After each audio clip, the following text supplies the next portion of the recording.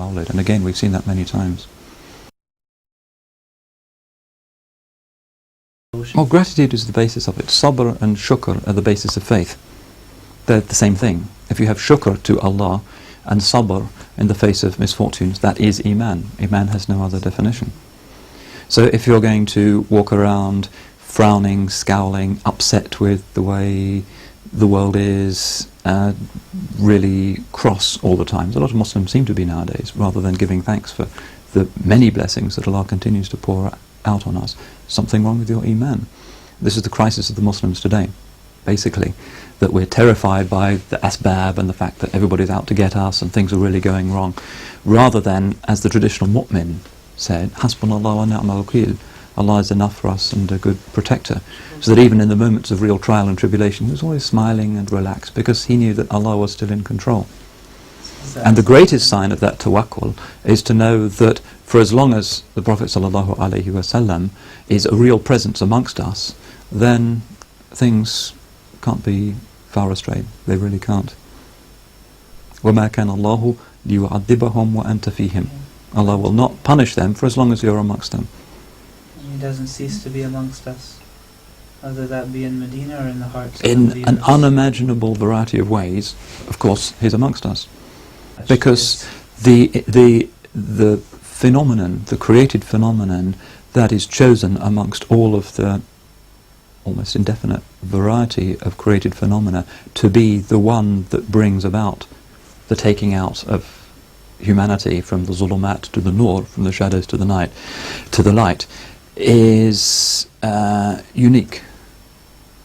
Human, created, abd, but nonetheless of the best of everything, because Allah subhanahu wa ta'ala, looking out upon the multiplicity of his great creation, of course chooses the best receptacle for the great process of bringing people out of the shadows into the light. The demonstration, the unarguable demonstration that we can reclaim the Adamic perfection which we once lost. That we can be true representatives of the qualities that are ultimately heavenly qualities on earth. That's why he's good news, because he shows we can become better than what we ordinarily are, even in the midst of jahiliyyah and darkness and ignorance.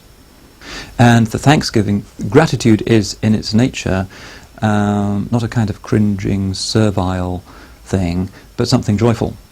Yes. It's something that, because it's celebrating a blessing that has made us happy. Gratitude is necessarily a happy state of bust and overflowing and goodwill and coming together. And that's the spirit of the Mawlid, and that's why the Muslims everywhere in the world get together and celebrate.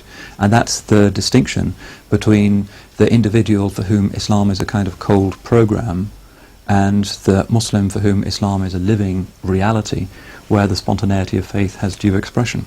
So you can say this is a kind of litmus test for the profundity of somebody's faith. If they're going to celebrate the Prophet ﷺ, then we can say that they have a real understanding of faith. If they're going to say, well, it's a blessing and so forth, but we're not going to do anything about it, then there's something wrong. There's a naqs, there's a deformity. And you can see that in the kind of people who celebrate it and the kind of people who don't. The British Muslim community, the sort of indigenous Muslims here, have celebrated the Mawlid for really well over 100 years. We don't know exactly when the Mawlid was first celebrated in England, but the likelihood is that it was in the 1890s, probably in the Liverpool Mosque. But of course it's possible to speculate about people celebrating the Mawlid in the years before the Act of Toleration was passed and during the years of the Laudian persecution in the 17th century, when it was a capital offence to declare oneself a Muslim in this country.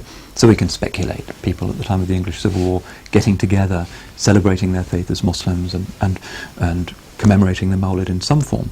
And we know that that was a period when there was a lot of writing in this country about the seerah. Henry Stubb, for instance, who may or may not have been some kind of closet Muslim, wrote this amazing biography of the Prophet ﷺ at the time of the Civil War. He was on the royalist side, in which he points out the way in which the English can take themselves out of this state of warfare and internecine strife and sectarian competition over which religious vision controls the state, by looking at the Muslim model, and particularly by focusing on the seerah of the Prophet ﷺ. So who knows? Only Allah subhanahu wa ta'ala knows when the Mawlid was first celebrated amongst British Muslims, but it's been a very firm practice ever since. And one of the things that most successfully cemented my faith as a new Muslim quarter of a century ago was the very widespread practice of the Mawlid amongst both indigenous and migrant Muslims in this country. It's a hugely important part of the scaffolding of Iman in this country, and always has been.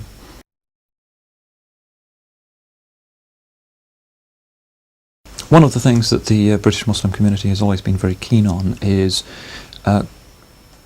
picking up the Muslim tradition of expressing the beauties of the faith, and particularly things about the Prophet ﷺ in the various languages of the Muslim world. So Turkish literature, Farsi literature, Uzbek literature, Malay literature have always been enriched by this sort of poetry, and taking that into the new soil of the English language. And for at least 100 years British Muslims have got together and they've sung songs according to traditional English melodies in English about the Prophet ﷺ, about the Qur'an, about all of the basic things that Muslims like to celebrate. So the group that we have at Cambridge University is a group of young Muslim undergraduates of a variety of backgrounds who like to get together and revive this tradition of singing sometimes Victorian melodies, sometimes even Elizabethan melodies, catches, glees, rounds, part songs, in order to maintain this beautiful Islamic tradition. It's a very effective way of getting the message across in a non-confrontational way to ears that otherwise would